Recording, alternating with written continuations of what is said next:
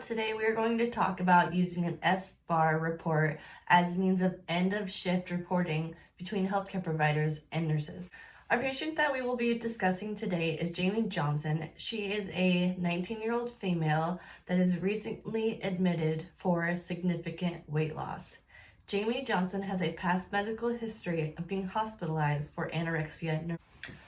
Following Jamie's admission or diagnosis of anorexia nervosa, she was prescribed to complete patient therapy and was ordered a prescription of antidepressant medication, which she no longer uses.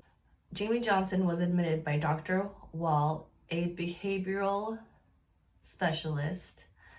Jamie Johnson is a full code status with no known allergies, and she lives currently in a dorm by herself, but she does have 2 living parents and a younger brother. Actually, it's an older brother. Jamie is 5'4", 98 pounds, and has a BMI of 16.8. She is A&O times 4. She has a blood pressure of 104/60.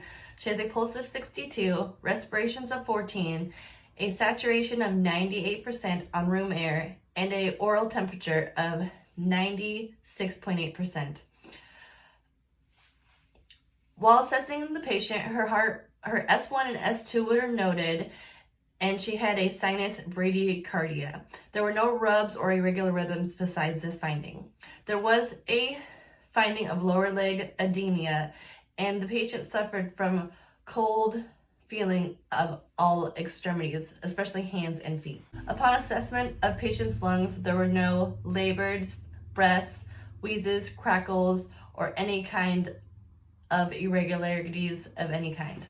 Upon inspecting patient's eyes, patient's pupils were equal, round, reactive to light and accommodation. Patient's mucous membranes were dry and had no nasal discharge.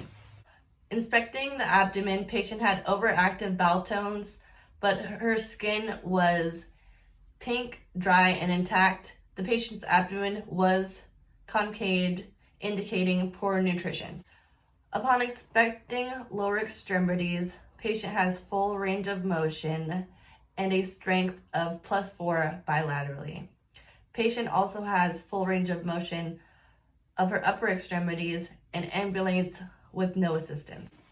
Medications that are currently being used are fluoxetine 10 milligrams daily at 0800, along with a multivitamin and mineral supplement at 0800. Both of these medications are administered orally. Patient has no IVs and no problems ambulating. Upon assessment, patient has a low risk of falls and a decreased muscle and tone bulk percentage. The diet status of Jamie Johansson is a 1,800 kcal a day consumption diet, recommended and prescribed by a dietitian.